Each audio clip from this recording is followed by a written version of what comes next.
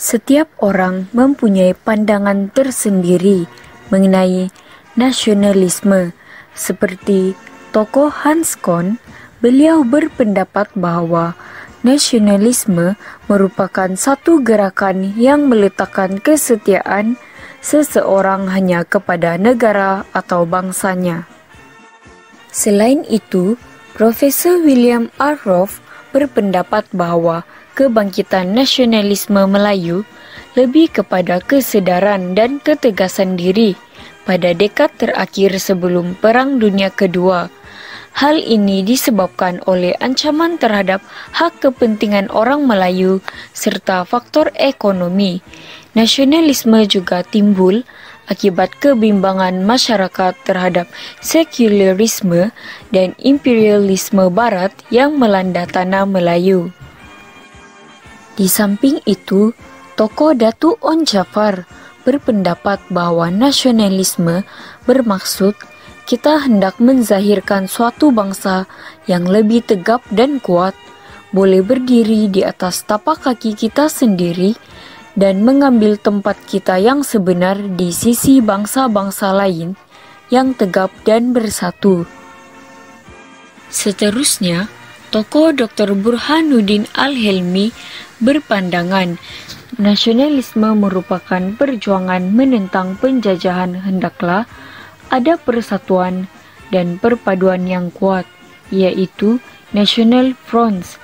Segala tenaga yang menentang penjajahan hendaklah digunakan untuk mencapai kemerdekaan dengan tetap berpegang pada tata tertib dan adab sopan bangsa Melayu dan agama Islam untuk menebus, merebut dan merampas kembali hak mutlak bangsa kita yang telah ditenggelamkan itu.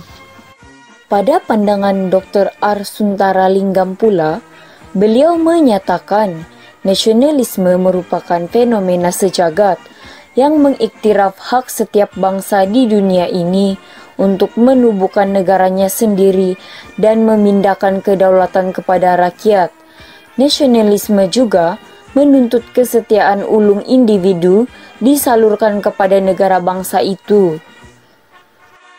Profesor Datuk Zainal Abidin Abdul Wahid pula berpandangan nasionalisme Melayu bukanlah gejala baharu hasil penggabungan tanah Melayu oleh British, tetapi nasionalisme Melayu telah wujud sejak zaman Kesultanan Melayu Melaka. Kesetiaan kepada raja merupakan ciri nasionalisme Melayu ketika itu, dan orang Melayu berpegang pada faham kebangsaan yang bersifat ketanah Melayuan. Di samping itu, Profesor Emeritus Tan Sri Dr. Ko Kei Kim berpendapat bahwa nasionalisme dalam konteks Melayu sebelum merdeka, nasionalisme digunakan untuk merujuk perjuangan orang Melayu bagi mendapatkan kembali kedudukan unggul dalam negara sendiri. Antara perkembangan nasionalisme di Barat ialah Revolusi Amerika Syarikat, yang merupakan reaksi Amerika menentang penjajahan British, karena British tidak melindungi hak rakyat Amerika yang merupakan sebahagian daripada Empire British. Penduduk Amerika juga menentang Akta Pelayaran, Akta Gula, Akta Setem dan Akta T, karena tiada perwakilan Amerika dalam Parlimen British. Selain itu, George Washington mengetuai Kongres mengisytihar perang kepada British. Peristirahan kemerdekaan Amerika yang ditulis oleh Thomas Jefferson pada bulan Julai 1776 ini telah diluluskan oleh Kongres. Peristirahan kemerdekaan Amerika ini berlaku karena kerajaan tidak dapat menjamin hak kehidupan, kebebasan dan kebahagiaan. Oleh itu, penduduk mempunyai hak untuk membentuk kerajaan yang baru. Revolusi Amerika ini telah berakhir pada 1783 apabila British mengakui kemerdekaan Amerika. Di samping itu, revolusi keagungan di England pada tahun 1688 juga merupakan salah satu perkembangan ide nasionalisme di Barat. Revolusi ini berlaku disebabkan oleh keinginan untuk menegakkan kedaulatan parlemen dan hak asasi rakyat. Revolusi ini tercetus karena pemerintahan Raja James II membelakangkan parlemen semasa menggubal undang-undang. Ahli parlemen bangkit menentang pemerintahan raja berkuasa mutlak dengan sokongan Mary II dan suaminya, Raja William of Orange dari Belanda. Akibat sokongan yang semakin berkurangan, Raja James II melarikan diri ke Perancis. Peristiwa ini dikenali sebagai Revolusi Keagungan karena peralihan kuasa berlaku secara aman tanpa pertumpahan darah. Semasa pemerintahan Mary II dan William of Orange, konsep kedaulatan parlemen dan sistem raja berperlembagaan dimantapkan. Bill of Rights digubal untuk memberikan keutamaan kepada parlemen menggubal undang-undang dan hak mengutip cukai. Selain itu, Revolusi Prancis yang dicetuskan oleh golongan pemikir seperti Rousseau dan Voltaire memperjuangkan kebebasan, persamaan, dan persaudaraan. Rousseau menulis The Social Contract yang mengemukakan rakyat digelar sebagai rakyat umum. Golongan revolusi ini bersuara terhadap Raja Louis dan golongan bangsawan karena mereka memonopoli keistimewaan menyebabkan rakyat terbeban dengan pelbagai cukai. Mereka menggempur penjara Bastille dan menggulingkan Raja Louis. Disebabkan adanya revolusi Prancis ini, bermulanya Prancis sebagai sebuah negara republik. Antara perkembangan nasionalisme di Asia ialah nasionalisme di India yang merupakan reaksi penduduk tempatan terhadap dasar imperialisme Barat dalam dahagi 1857. Brahmo Samaj dan Arya Samaj merupakan pertumbuhan penting yang menggiatkan rasa kecintaan kepada budaya tempatan. Pada penghujung abad ke-19, perkembangan pendidikan Barat melahirkan golongan intelektual yang memulakan gerakan nasionalisme. Mereka menubuhkan Indian National Congress (INC) pada 1855 dan Liga Muslim pada 1906. Pada abad 20, muncul gerakan radikal yang bersifat keras seperti Bal Gangadhar Tilak dan Bipin Chandrapal. INC mengamalkan dasar tidak bekerja sama yang diterajui oleh Mahatma Gandhi serta menjadikan Satyagraha sebagai pegangan. India dibagikan kepada dua, yaitu India dan Pakistan. Pakistan merdeka pada 14 Agustus 1947 dan diketuai oleh Muhammad Ali Jinnah yang merupakan Gubernur Jeneral Pakistan, manakala India pada 15 Agustus 1947 yang diketuai oleh Jawaharlal Nehru yang dilantik sebagai Perdana Menteri pertama India. Selain itu, nasionalisme di China bertujuan mengukuhkan peradaban Cina daripada ancaman politik dan ekonomi orang asing. Penentangan terhadap kelemahan pemerintahan dinasti Manchu dianggap orang luar dan kehilangan mandat. Dinasti Manchu gagal menghalang kemasukan orang barat. Gerakan nasionalisme di China berbentuk anti-barat karena menentang campur tangan kuasa barat. Dr. Sun Yat-sen yang merupakan pelopor gerakan nasionalisme di China mengemukakan 3 prinsip rakyat, yaitu San Min Chu Yi sebagai ideologi utama yang bermaksud nasionalisme, demokrasi, dan kebajikan sosial, asas kepada revolusi dan menumbangkan kerajaan Manchu, dan mereka mengasaskan kerajaan Republik China. Di samping itu, nasionalisme di Uthmania dan Mesir mempunyai kesadaran mempertahankan sistem pemerintahan Islam dan agama Islam yang diancam oleh imperialisme Barat yang mencetuskan gerakan Islah dan Pan-Islamisme.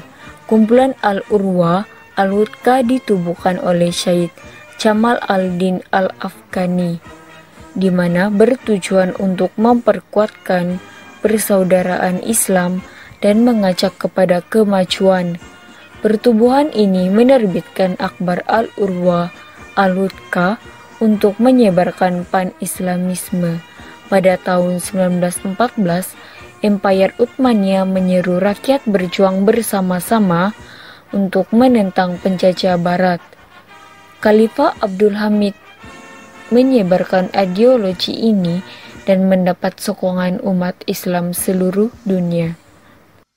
Berikutnya, gerakan Islah di Mesir yang dipelopori oleh Syed Jamal al-Din al-Afghani dan Sheikh Muhammad Abduh. Pertumbuhan budaya Barat antara Eropa, Amerika dengan budaya tempatan mengubah budaya dan tradisi tempatan. Gerakan ini menyeru umat Islam berpegang pada ajaran Islam yang sebenar, berpandukan Al-Quran dan hadis, serta memperbaiki kehidupan masyarakat untuk melepaskan diri daripada penjajahan. Seterusnya, nasionalisme di Jepun digerakkan oleh pemerintah Jepun karena kesadaran untuk mencapai kemajuan bagi mengelak ancaman Barat. Maharaja Mikado Meiji mencontohi Barat supaya Jepun dihormati. Prinsip dan semangat Bushido dijadikan asas nasionalisme di Jepun. Pemulihan Meiji meliputi pembaruan dalam semua aspek kehidupan yang menjadikan Jepun menjadi negara perindustrian dan kuasa tentera yang kuat, disebabkan desakan ekonomi dan nasionalisme tentera yang melampau menyebabkan Jepun menjadi kuasa imperialisme di Asia. Antara perkembangan nasionalisme di Asia Tenggara ialah nasionalisme di Filipina. Jos Rizal memulakan propaganda untuk menuntut Filipina menjadi sebahagian wilayah Spanyol. Beliau kemudian menubuhkan Liga Filipina untuk mendesak kerajaan Spanyol melakukan perubahan politik, ekonomi, dan sosial. Nasionalisme yang lebih radikal muncul selepas kegagalan Liga Filipina. Bonifacio menubuhkan Katipunan, yaitu gerakan revolusioner dengan menggunakan Akbar Kalayan, tetapi usaha ini gagal. Aguinaldo kemudian bekerja sama dengan Amerika Syarikat untuk mengusir Spanyol. Usaha tersebut berjaya, tetapi pengisytiharan kemerdekaan pada 1899 tidak diiktiraf. Kemudian, beliau mengubah strategi kepada diplomasi melalui parti politik yang sederhana. Sergio Osmena, yang menjadi pemimpin Parti Nasionalis, menganggotai Dewan Perhimpunan Filipina. Perjuangan tersebut diteruskan oleh nasionalis sehingga Perang Dunia Kedua. Selain itu, nasionalisme di Burma, Sami Buddha golongan pendidikan Barat, menentang imperialisme Barat, berikutan merasa kedudukan agama, budaya, dan tradisi orang Burma tergugat. Mereka menubuhkan Persatuan Belia Buddha pada 1906 dan menyadarkan masyarakat setempat dengan isu kasut. Persatuan tersebut berubah ke arah lebih radikal oleh Yu Bapi dan mengubahnya kepada Majelis Persatuan Kesatuan Burma. Pada tahun 1920, pelajar menuntut penubuhan university.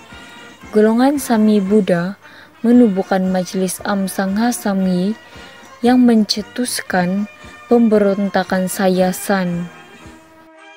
Perkembangan nasionalisme di Burma berlaku disebabkan pengenalan Perlembagaan Burma 1935 yang memisahkan India dan Burma mendorong kepada kemerdekaan. Golongan Takin menubuhkan parti Do Bama Aksione dianggotai oleh Aung San, Kyaw Nin, dan UNU. Dr. Bamau memenangi pilihan raya pada 1937 dan beliau dilantik sebagai Perdana Menteri pertama Burma. Di samping itu, nasionalisme di Vietnam dipelopori oleh golongan bangsawan dan pegawai Mandarin untuk memperjuang pemulihan sistem pemerintahan beraca disebabkan oleh perubahan sosiopolitik dan sosioekonomi. Nasionalisme ini disalurkan oleh Akhbar Tribune Indich dan Cloche Vele yang mengkritik Perancis dan menuntut hak rakyat Vietnam. Selepas Perang Dunia Pertama, gerakan nasionalisme di Vietnam bercorak revolusi yang merangkumi dua ideologi utama, yaitu nasionalisme dan komunisme. Vietnam Quoc Đang Đang memimpin Parti Nasionalisme. Parti Nasionalis dipimpin oleh Nguyen Thai Hoc. Parti Komunis Vietnam dipimpin oleh Ho Chi Minh. Vietnam Quoc Đang Đang memperjuangkan demokrasi, nasionalisme, dan sosialisme. Parti ini melancarkan pemberontakan pada tahun 1930 dan menubuhkan kerajaan republik. Prancis mengambil kesempatan menangkap Vietnam Quoc Đang Đang dan membunuh Nguyen. Gerakan ini diteruskan oleh Ho Chi Minh dan mengisytiharkan kemerdekaan pada September 1945. Beliau dilantik sebagai Presiden Vietnam yang pertama. Vietnam Selatan, Saigon, di bawah pengaruh Amerika Syarikat dan Perancis. Gerakan untuk menentang penjajahan Barat diteruskan sehingga 1976.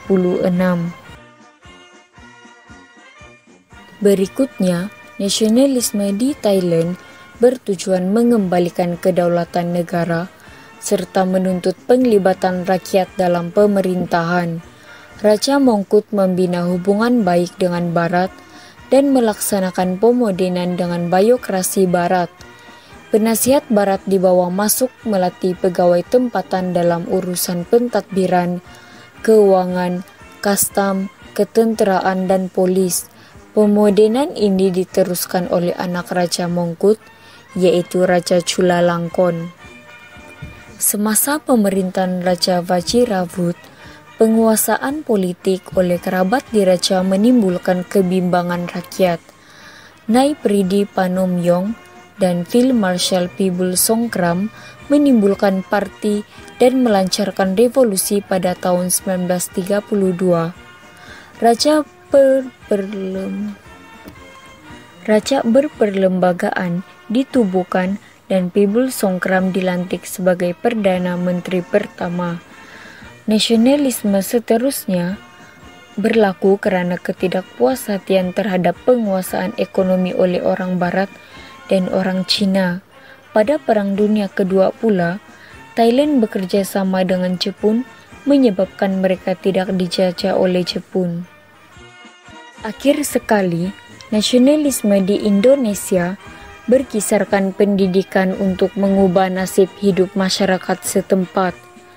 Dalam karya Kartini, surat yang dihantar ke sahabatnya di Eropa dibukukan, yaitu Hilang Gelap Terbitlah Terang. Karya tersebut mendedakan diskriminasi Belanda terhadap rakyat tempatan. Nasionalisme berkembang oleh Muhammadiyah yang memperjuangkan agama Islam. Parti Komunis Indonesia, Sarekat Islam, dan Parti Nasional Indonesia menjadi gerakan yang lebih radikal. Pada tahun 1928, Kongres Pemuda Indonesia melahirkan Ikrar Sumpah Pemuda yang mengandungi 3 asas sumpah, yaitu 1 tanah air, 1 bangsa, dan 1 bahasa. Soekarno mempelopori Permuafakatan Perhimpunan Politik Kebangsaan Indonesia (PPPKI) yaitu gabungan organisasi dan parti politik yang memperjuangkan kemerdekaan Indonesia. Kesadaran nasionalisme di negara kita dapat dilihat sejak zaman Kesultanan Melayu Melaka.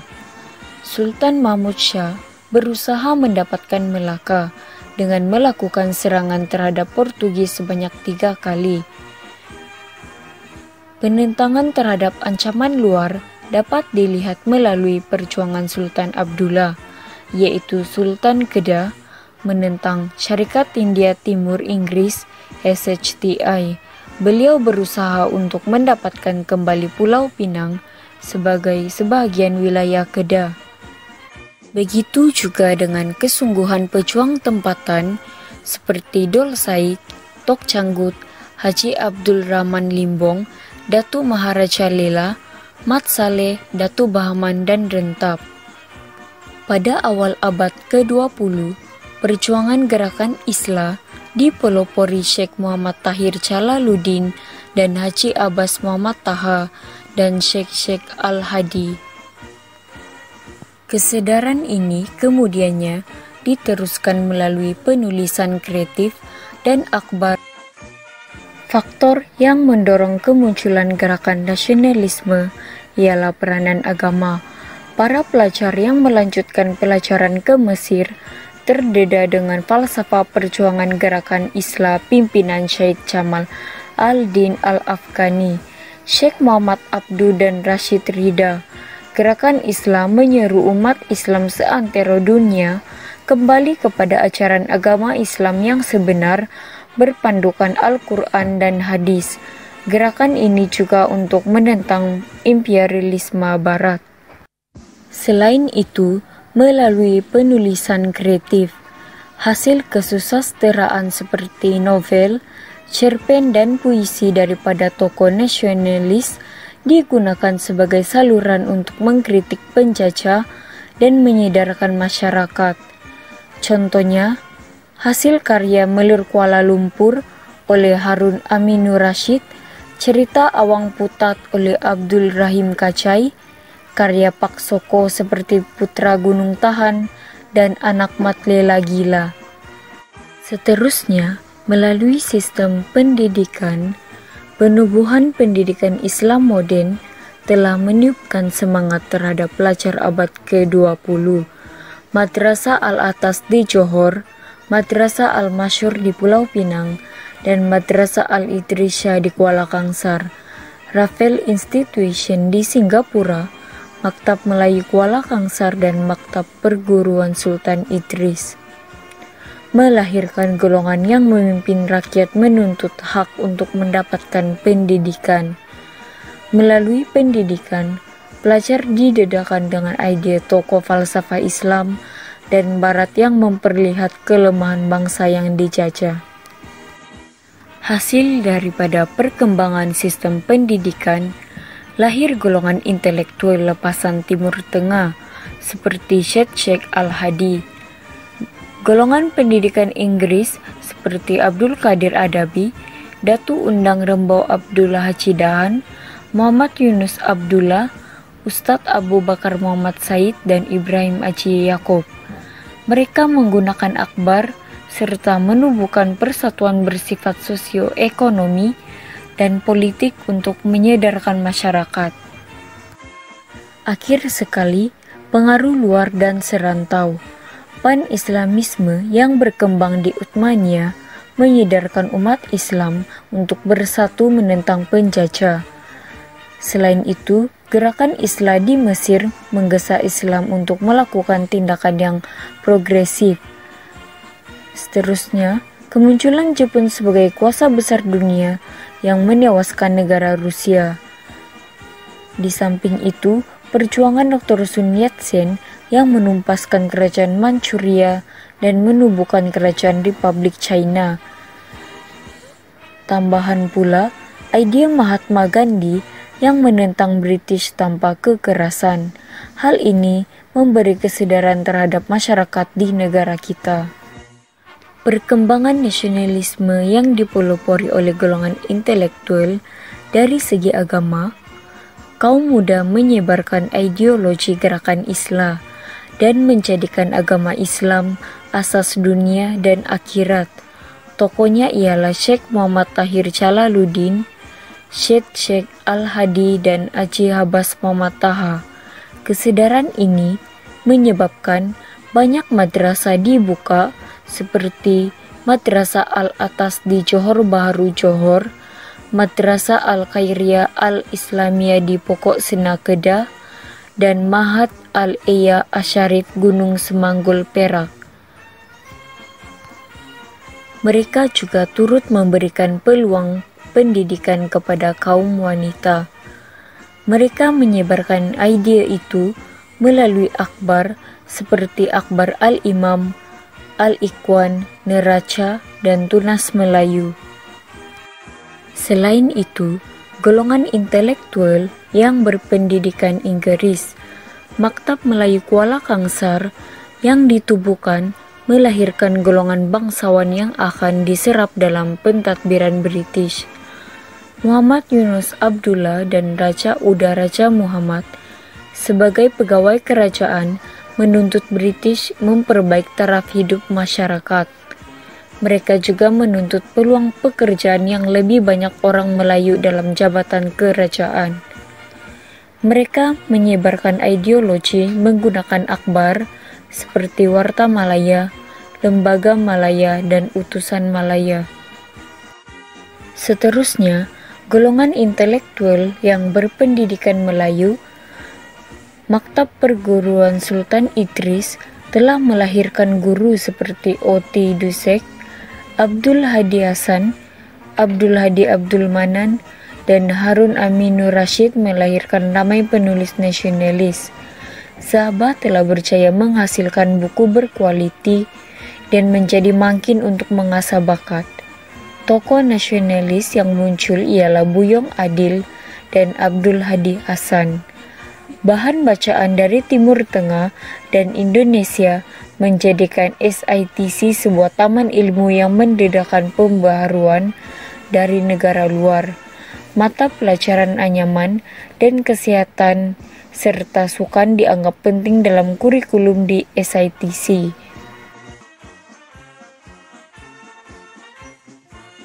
Antara kesan perkembangan nasionalisme dari aspek politik ialah usaha golongan intelektual berpendidikan Inggris dan KMS meningkatkan peluang pekerjaan dalam pentadbiran British berhasil. Bilangan orang Melayu dalam Million Civil Service MCS bertambah daripada 7 orang pada tahun 1930 kepada 20 orang pada tahun 1937. Dasar desentralisasi mendorong orang Melayu lebih peka tentang masa depan mereka. Dasar desentralisasi ini cuba mengembalikan kuasa sultan, residen, dan majelis mesyuarat negeri yang tercabar akibat pembentukan negeri-negeri Melayu bersekutu pada tahun 1896. Nasionalisme yang berlaku di China mendorong golongan revolusi memberikan perhatian terhadap pendidikan masyarakat Cina di negara kita. Klub bacaan dan pasukan drama ditubuhkan agar masyarakat di sini dapat membaca berita dari China. Banyak sekolah Cina didirikan di tanah Melayu dengan menggunakan bahasa Mandarin sebagai bahasa pengantar. Tindakan ini bertujuan menggantikan dialek lain seperti perkembangan yang berlaku di China. Selain itu, muncul masyarakat India yang dilahirkan di tanah Melayu. Sebahagian daripada mereka lebih gemar dikenali sebagai the straight-born people. Mereka berusaha untuk membentuk identiti tersendiri dan semakin mementingkan perpaduan serta mula melihat perkembangan politik di tanah Melayu. Nasionalisme yang muncul menyebabkan British berhati-hati dan bertindak mengadakan beberapa sekatan. Apabila gerakan nasionalisme dikesan oleh British, tokoh seperti Ibrahim Haji Yaakob, Ishak Haji Muhammad, dan Ahmad Bosman ditangkap dan dipenjarakan di Singapura pada tahun 1941. Mereka kemudiannya dibebaskan oleh Jepun pada tahun 1942. Di samping itu, kesan dari aspek ekonomi, gesahan kaum muda agar memajukan diri dalam pendidikan dan ekonomi, membangkitkan semangat berniaga dalam kalangan masyarakat Melayu. Hasilnya, tertubuhlah persatuan kebajikan bernama Al-Jamiah Al-Khairiyah di Singapura. Persatuan ini berjaya membangkitkan semangat berniaga dan menulis rencana berinformasi tentang kepentingan kemajuan. Pada awal abad ke-20, British lebih menekankan pendidikan pada peringkat rendah kepada penduduk tempatan. Hal ini menyukarkan usaha untuk meningkatkan taraf hidup. Oleh sebab itu, Zaba sebagai tokoh nasionalis kerap membangkitkan isu ini semasa mengajar di SITC. Beliau menyadarkan guru pelatih akan pentingnya pendidikan tinggi dan kurikulum bahasa Inggris. Akhbar berbahasa Inggris seperti The Malay Mail dan The Malaya Tribune berusaha untuk mengasaskan dana bagi membantu orang Melayu melanjutkan pelajaran di luar negara. Usaha ini disokong oleh Persekutuan Guru-Guru Melayu Selangor dan Persatuan Negeri.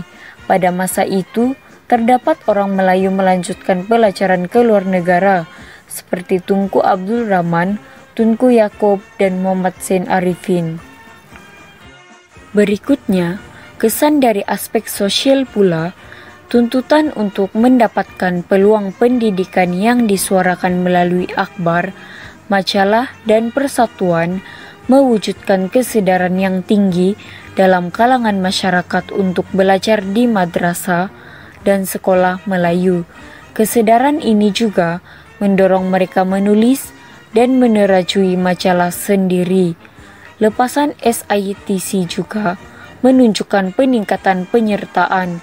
Mereka berkhidmat sebagai guru untuk membantu meningkatkan taraf pendidikan masyarakat. Kemunculan lebih ramai guru wanita menyemarakan perkembangan nasionalisme.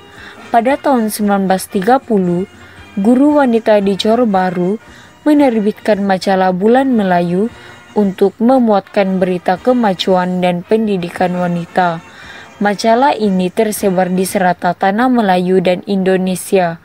Penggerak utama Bulan Melayu, yaitu Ibu Zen, kerap mengingatkan wanita perempuan Melayu berkaitan dengan kepentingan ilmu pengetahuan untuk mengangkat martabat wanita.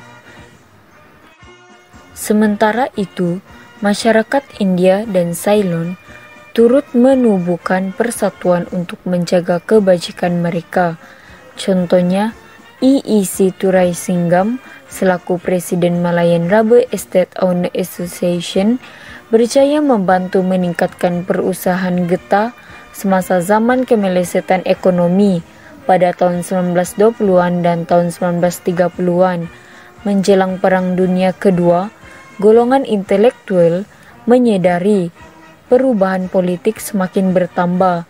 Masyarakat Cina mula meminta kerajaan British menimbangkan penglibatan mereka dalam jawatan kuasa kerajaan. Tan Cheng Lock yang menganggotai Majelis Perundangan Negeri-Negeri Selat SSLC menuntut British menjaga kebajikan dan menyediakan dana untuk belajar dalam kalangan masyarakat Cina.